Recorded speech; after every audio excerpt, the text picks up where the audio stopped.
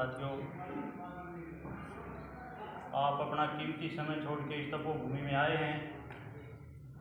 मैं आप सबका इस तपोभूमि की तरफ से हार्दिक अभिनंदन और स्वागत करता हूँ।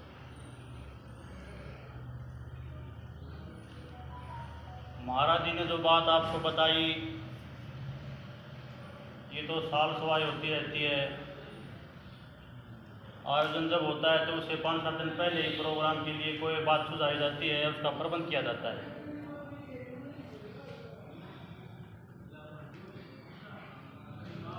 ताऊ ने बता दी बात, ये मैं भी और आप सब भी इस समर्थन में हैं कि मेले और भंडारे तो इस समाज की और देश की परंपरा है जी। आज हिंदुस्तान के अंदर जो समाज में इतनी बुराई फैल चुकी और समाज की जो बातें थी वह लगभग खत्म हो चुकी, लेकिन 2 बातें मैं बताना चाहूँगा जो आज भी प्रचलित हैं। भंडारे और मेले हैं लगभग हिंदुस्तान में हर जगह पर, और जब भंडारे और मेले के लिए गांव के 36 बिरादरियों को यहाँ आमंत्रित किया जाए तो मैं तो ये कहूँगा भाई, जो आए हैं वो भी और जो नहीं आए हैं वो भी, अपना सबका एक दायित्व कर्तव्य है। जिस तपोभूमि में जो आयोजन होना जा रहा है ना, वो सफलतापूर्वक हो तो वो हमारे लिए शोभनीय है।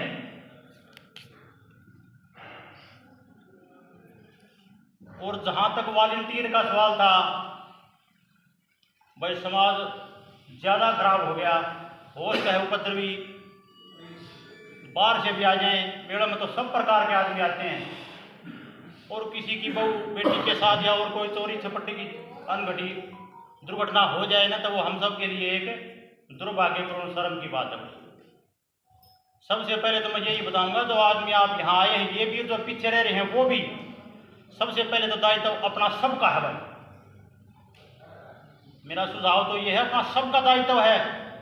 भंडारा जिस दिन हो उस दिन एक एक आदमी अपने घर से आए, और जब तक यहाँ प्रसाद का वितरण ना हो जाए तो यहाँ रहने की कोशिश करें पूरी। और एक मेरा सुझाव और भी है, थोड़ी सी हम प्रशासन की मदद भी ले लेंगे, आप सब चाहोगे तो। बिल्कुल। हम प्रशासन के द्वारा बता देंगे भी 1-2 पुलिस वाला अपनी जिप्सी जैसी यहाँ खड़ी कर ले, तो उससे थोड़ा भय हो जाएगा, उससे भी आराम हो जाएगा हमें। रही बात उपद्रव की, आप सब और हम किस्मत वाले हैं जिन्होंने इस तपोभूमि में जन्म लिया है। आप तो इस गांव के हैं। सुरपानंद महाराज ने जिसको कुछ दिखाया ना, वो कभी उसको भूल नहीं पाया। शायद हम भूल जाते हैं, भाई सभी ध्यान से सुनना इस बात को। जब 1 साल में एक बार महाराज जी सबको इस तपोभूमि में जिस भंडारे के आयोजन के लिए बुलाएं और फिर भी घर से कोई वंचित रह जाए ना, तो वो कर्महीन है भाई। मेरी समझ में वो कर्महीन है। सब आते हैं और पूरे अपने आत्मविश्वास से सुरपानंद की बातों को, उसकी तपोभूमि को आत्मा से, विश्वास से मानते हैं। लेकिन वो मानते हैं जब अब उनका काम होता है ना, उसी दिन। लेकिन ये जो काम है ना, ये 36 बिरादरी का और सबका, और जो पास पड़ोस के गांव से ना, उनका भी है और अपना भी है। हमने तो सबसे पहले इस दिन को मानना चाहिए। पर्सनल धोख जो हम मारने आते हैं वो अपना पर्सनल काम होता है, लेकिन यो हमारा सबका काम है। और यो वो काम है, बहुत ही बढ़िया तरीके से सफल आयोजन हो पाएगा। सुरपानंद जी कहीं गए नहीं है महाराज जी, उनकी आत्मा आप सबको देख रही है। बहुत बढ़िया तरीके से काम हो पाएगा, और बाहर के जितने भी गांवों के आदमी आएंगे, वो जाके बताएंगे भंडारा होया, मेला होया, बहुत ही बढ़िया तरीके से होया, तो उनकी आत्मा गदगद हो जाए। हम सभी आते हैं ना, उनके चरणों में नमन करते हैं।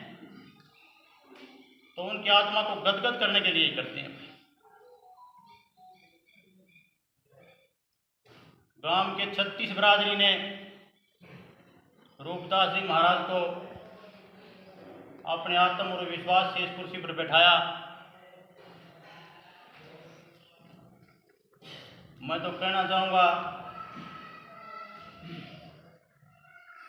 महाराज जी ने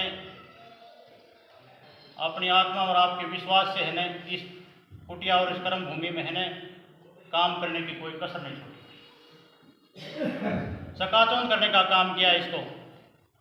आप जिस हॉल में बैठे हैं ना, यो वो हॉल और मंदिर बनेगा तो शायद ही हरियाणा प्रदेश में गिने चुने हॉलों में होगा, जब तैयार हो जाएगा। जब